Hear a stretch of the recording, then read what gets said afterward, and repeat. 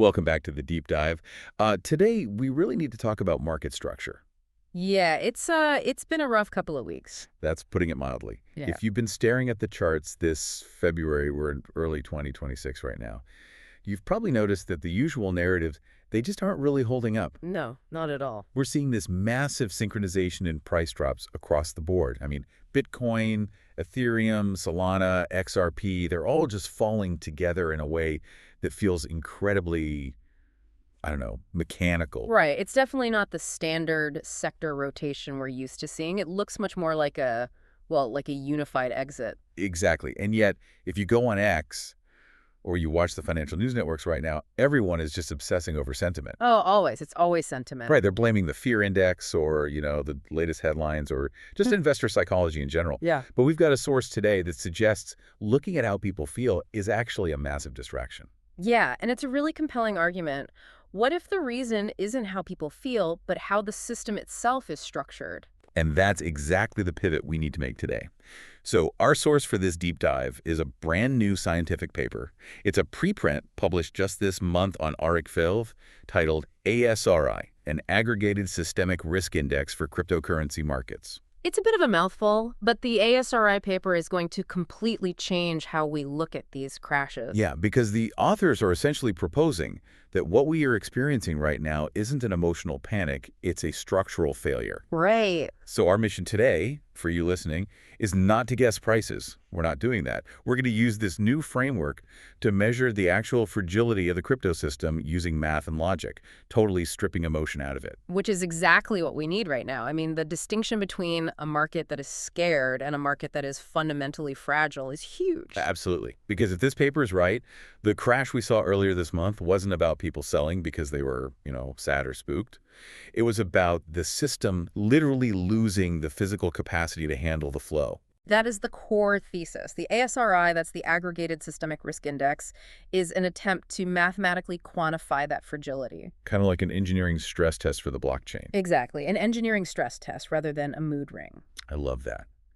Okay, but before we get into the heavy math of the ASRI, I think we need to ground this in the reality of right now, early 2026, because the numbers have been brutal. Brutal is really the only word for it. Even the veterans are sweating. So let's quantify that for the listener. Just how bad are things right now? Well, just to give you the context, think back to October 2025. The euphoria phase. Right, absolute euphoria. We had Bitcoin topping out at over $126,000. It felt unstoppable. Yeah. But then fast forward to early February 2026, and we wicked all the way down to roughly $60,000. Wow. Yeah, that is a nearly 50% drop in a really tightening window. And it wasn't a slow bleed either. It was violent. Very violent. I mean, the fear and greed index hit a 9 out of 100. Single digits. That's extreme fear. Extreme fear. But getting back to the paper's point, what really matters isn't the fear score, it's the real-world consequence. The infrastructure started to buckle. Right. And the source actually highlights a very specific example of this fallout. Block fills. Yes, the crypto lender. This is such a critical data point. So explain what happened there, because retail might not follow the institutional lenders as closely. Sure, so BlockFills had to officially halt withdrawals and deposits, and their cited reason was market stress. Which is a huge red flag. Massive. Look, when a regular retail exchange goes offline for an hour, it might just be a server issue Right. or bad server management. Right. Someone tripped over a cord. Exactly. But when an institutional liquidity provider, one of the big players, when they halt operations, it shows that the underlying plumbing of the market is backed up. The big money literally couldn't move. Yes. The intermarket liquidity just wasn't there. It's a clear sign of system-wide stress. The canary in the coal mine. Precisely. And that's the real aha concept of the ASRI paper. We have to stop obsessing over price alone and start looking for these systemic risk indicators. Okay, so let's unpack how this index actually works, because it's not just one magic number they pull out of thin air. No, not at all. The authors built the ASRI on 4 major pillars of fragility, 4 specific risk factors that they measure and combine. I want to walk through each of these using the 2026 data, because some of these pillars completely flip conventional crypto wisdom on its head. They really do. Let's start with pillar 1, stablecoin concentration risk, or as the paper calls it, the flight to safety. This is a huge one. So the data shows that in early January 2026, the stablecoin market became absolutely massive. How massive? We're talking over $317 billion. 117 billion. Yeah, it was hitting peaks above $310 billion consistently mid-month. Okay, I have to play devil's advocate here for a second. Because if you've been in crypto for a while, you're taught that high stablecoin supply is a good thing. Right, the dry powder argument? Exactly. We call it dry powder. It's supposedly cash sitting on the sidelines, just waiting to buy the dip. So why in the world does the ASRI flag a $317 billion cash pile as a systemic risk? I know, it feels counterintuitive at first, but the paper corrects this assumption by looking at the broader mechanics. It's about the rate of change and the concentration. Okay. When you see everyone piling into a few stable assets like USDT or USDC all at once, it doesn't mean they're eagerly waiting to buy. Means they're running away. Exactly. They are fleeing the rest of the market. High stablecoin concentration is actually a systemic risk indicator because it mathematically proves collective risk aversion. A crowded exit. Yes. The system has completely lost confidence in volatile assets. So instead of viewing that $317 billion as a war chest ready to pump the market, the index sees it as capital that has abandoned the ecosystem. And when the money abandons the ecosystem, the order books get thin. Which leads us perfectly into Pillar 2, DeFi liquidity risk. The drying river. Right. The source uses this great analogy. Liquidity in DeFi is basically like water in a river. If the water level drops slightly in one spot, you can still sail your boat. But if the river dries up everywhere at the same time... When boats crash into the riverbed, things break. Exactly. And the on-chain data from the week of February 28, 2026, which the paper cites, showed exactly this happening. We saw total value locked, or TVL, just plummet. Multi-chain lows. It wasn't just money rotating from, say, Ethereum to Solana. Right, which is what usually happens in a healthy market. Exactly. But here, the TVL dropped across the board. Bitcoin Layer 2s, Ethereum, Solana, BNB Smart Chain, Tron, Base, all of them. So the money wasn't migrating. It was exiting risk entirely. Exiting entirely. And when liquidity shrinks network-wide like that, the slippage on trades becomes massive. The market loses its shock absorbers. So if a whale tries to dump a large position in a deep river, a deep market, it barely makes a ripple. Right. But if they dump that same position into a dry river, the price craters. It crashes the price exponentially harder. The system becomes intensely fragile. Man, that paints a scary picture. You have everyone hiding in stablecoins, and the actual trading avenues are bone dry. Which brings us to Pillar 3, which I think acts as an amplifier to all of this. Contagion risk. Yeah, the correlation factor. We touched on this right at the beginning, how Bitcoin, Ethereum, Solana were all moving in lockstep. And that's exactly what contagion risk measures. In a robust, healthy ecosystem, assets have some level of independence. Sure, maybe a new DeFi protocol is booming while Bitcoin is just trading sideways. Right. But during that early February drawdown, the correlation between BTC and ETH spiked massively. They were basically glued together. Why is that mathematically dangerous, though? I mean, don't the big coins usually follow each other? To an extent, yes. But when correlation approaches a perfect one-to-one ratio during a downturn, it's called contagion.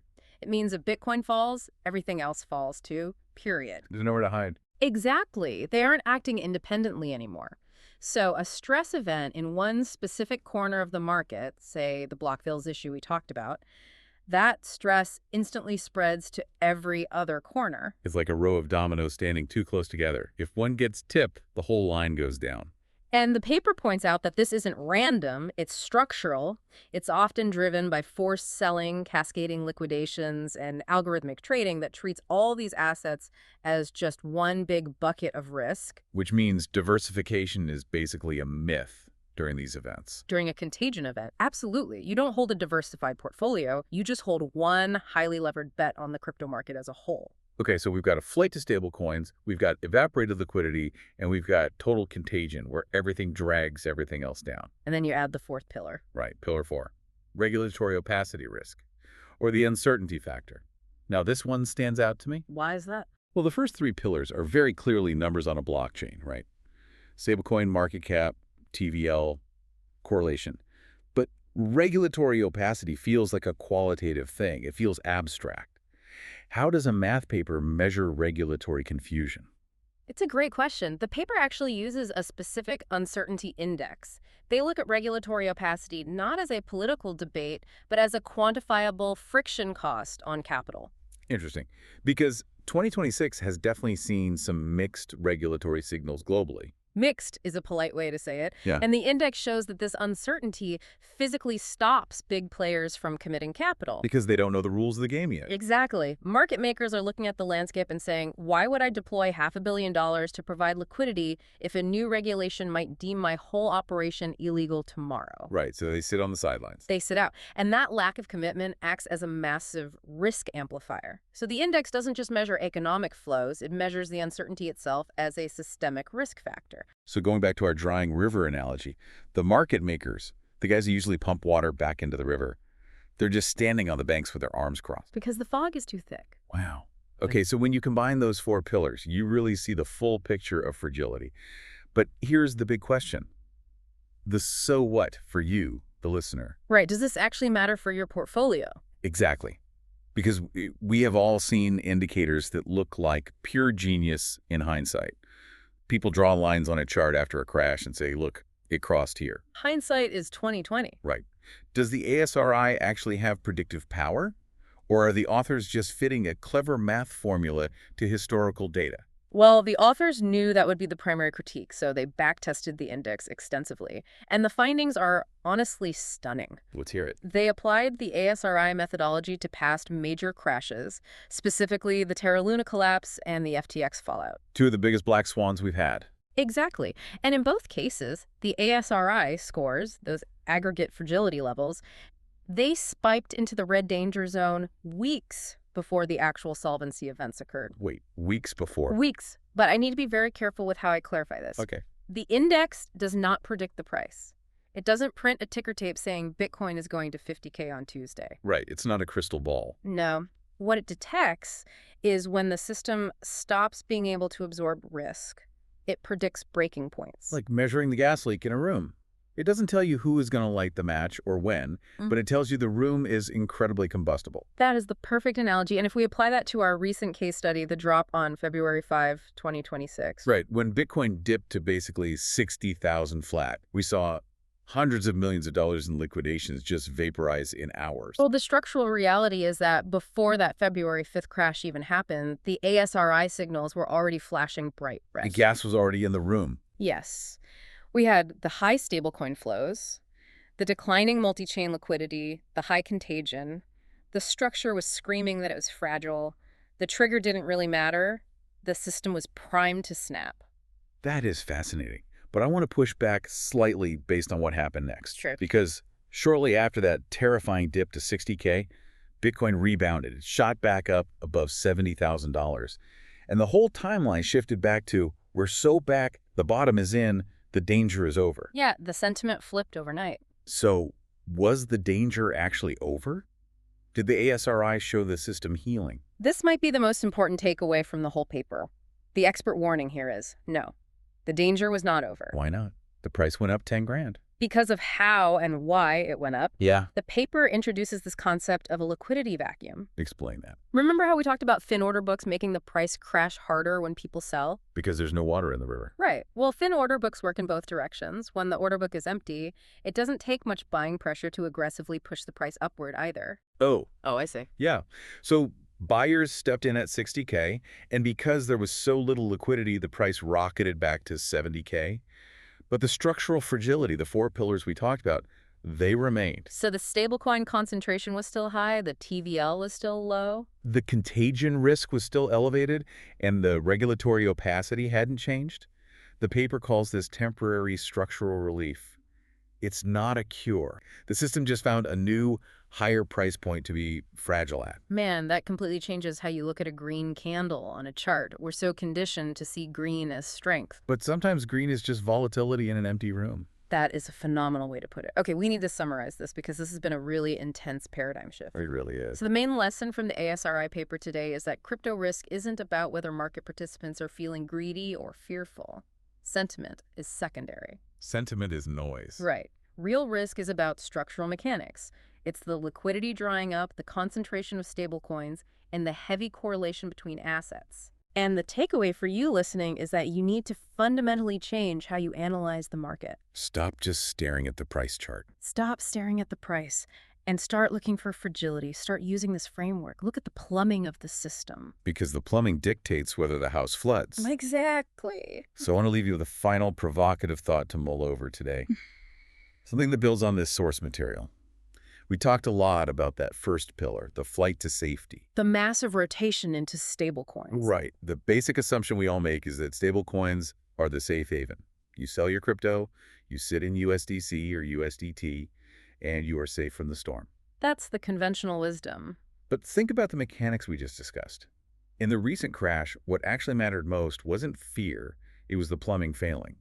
So if the liquidity dries up completely and the contagion risk reaches absolute peak levels, Oh, I see where you're going with this. is there actually such a thing as a safe haven within the crypto system? Or does the contagion eventually come for the lifeboat too? If the river completely dries up, it doesn't matter what kind of boat you're in. Exactly. It's a sobering thought, but it's one you need to keep in mind the next time the market starts shaking. Absolutely. Think about the structure under stress. Well said. Thanks for joining us on this deep dive. Keep your eyes on the mechanics, and we will catch you next time.